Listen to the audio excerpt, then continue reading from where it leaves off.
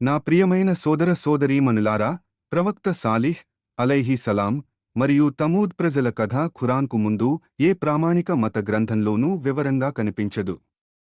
తోరా మరియు బైబిల్లో కూడా కనిపించే నూహ్ అలైహి సలాం, ఇబ్రాహీం అలైహి సలాం లేదా మూసా అలైహి సలాం కథల వలె కాకుండా తమూద్ యొక్క వివరణాత్మక కథ, వారి పాపం, వారి నిర్దిష్ట శిక్ష ఆడ ఉంటే ఇది కేవలం ఖురాన్లో మాత్రమే ప్రత్యేకంగా మరియు అసాధారణమైన వివరాలతో భద్రపరచబడింది.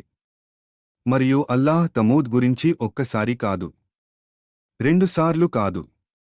ఈ కథ ఖురాన్లోని కనీసం 11 వేర్వేరు అధ్యాయాలలో కనిపిస్తుంది.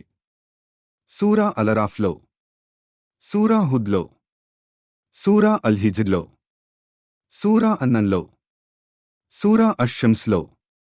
ప్రవక్త సాలిహ్ అలైహి సలాం మరియు తమూద్ ప్రజల కథను తెలుసుకోవడానికి దయచేసి పూర్తి వీడియోను చూడండి. లింక్ వివరణలో ఉంది.